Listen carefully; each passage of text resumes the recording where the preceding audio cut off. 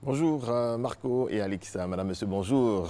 Bienvenue dans l'actualité de ce jeudi. Le premier conseil des ministres de l'année 2020 a eu lieu hier, un conseil marqué en tout début par les échanges de vœux entre le président de la République et les membres du gouvernement, avec à leur tête le premier ministre Amadou Gon Coulibaly. Je vous propose de suivre un extrait de l'intervention du président de la République, Alassane Ouattara.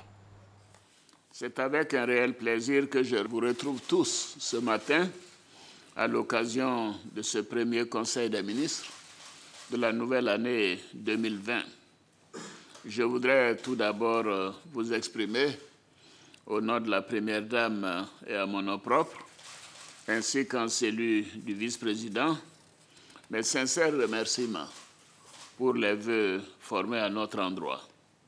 Ces vœux traduisent l'engagement de l'équipe gouvernementale pour le développement socio-économique de notre pays et je m'en félicite. Je voudrais donc en retour vous réitérer mes vœux de bonne et heureuse année 2020 à l'endroit de chacune et de chacun de vous, ainsi que de vos familles respectives, de vos proches et de l'ensemble de vos collaborateurs. Je souhaite que cette année 2020 soit une année de santé, de bonheur, de prospérité pour chacun et surtout de consolidation de la paix pour notre pays. Monsieur le Premier ministre, vous venez de réaffirmer l'engagement et la détermination du gouvernement à œuvrer chaque jour davantage pour l'émergence de notre pays et l'amélioration des conditions de vie de nos concitoyens. D'importants efforts ont déjà été faits dans ce sens depuis 2011 et je vous félicite pour le renforcement de ces actions au cours de l'année écoulée, notamment dans le cadre du programme social du gouvernement. En effet, l'exécution de cet important programme que nous avons porté à 1 000 milliards de francs CFA a permis d'obtenir des résultats tangibles dans les domaines de l'éducation, de la santé et de la protection sociale, de l'électricité, de l'eau potable, des infrastructures routières, ainsi que de l'emploi et de l'autonomisation des jeunes et des femmes. Après la séance de travail, le gouvernement s'est prononcé sur la mort du jeune garçon retrouvé à Roissy en France dans le train d'atterrissage d'un avion en provenance d'Abidjan. Regardez. Le Conseil a été informé de ce que le corps d'un adolescent de 15 à 17 ans a été malheureusement retrouvé coincé dans le train d'atterrissage de l'avion qui a effectué le vol AF703 d'Abidjan à Paris dans la nuit d'hier à aujourd'hui.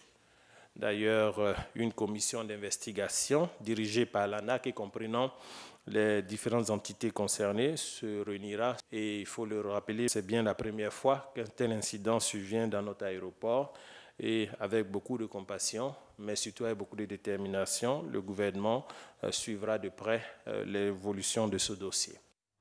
Tout autre chose à présent, les maires du district d'Abidjan sont invités à s'impliquer davantage dans l'enrôlement des populations pour la couverture maladie universelle.